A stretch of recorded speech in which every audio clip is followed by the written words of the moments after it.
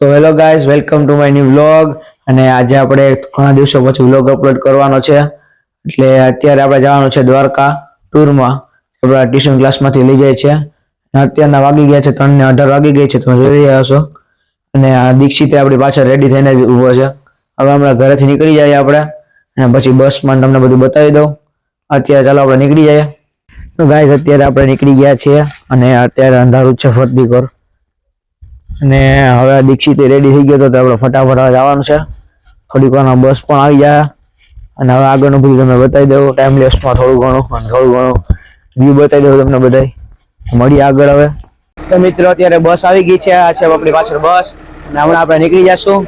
અને પછી થંબનેલ બધું લેવાનું છે તો લઈ લઈએ અત્યારે. અને પછી આગળ મળીએ આપણે દ્વારકા આગળ મળીએ. અને દીક્ષિતમાં વ્લોગ ઉતાર્યા હતા.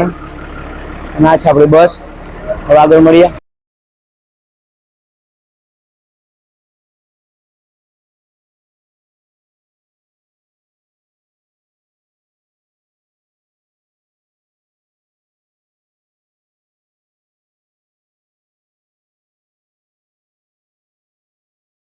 તો ગાઈઝ, અત્યારે આપણે મોચા હનુમાન ભોગી ગયા છે. પાછળ તમે જોઈ રહ્યા છો મોચા હનુમાન. આપણી બસ હજી માં ઊભી ગઈ છે.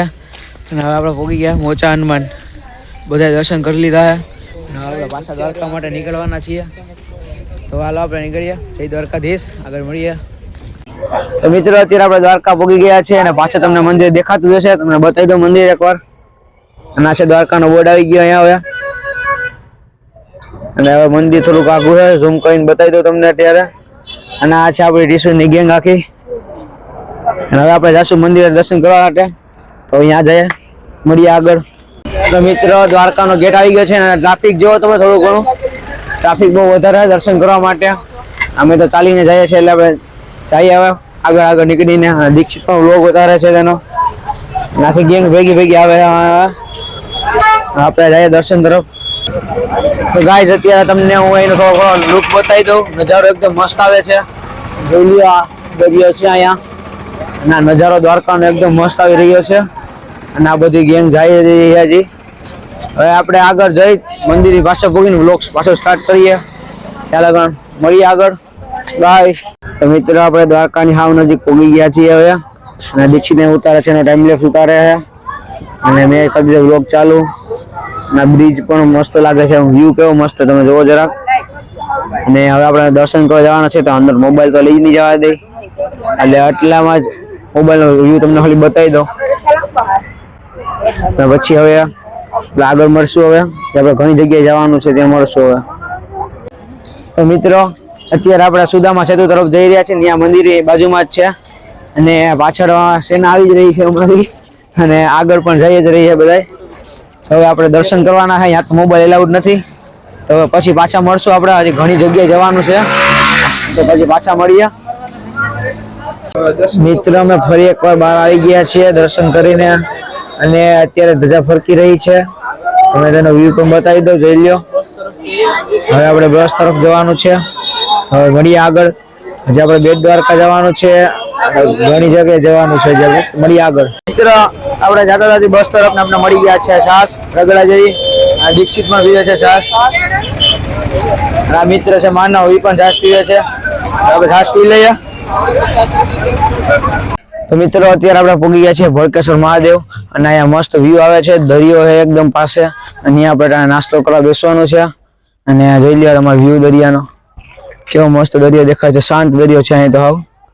અને બેનર તો લગાડેલો નથી, કઈ બોર્ડ નથી મારેલો છે. તો ભડકેશ્વર મહાદેવ.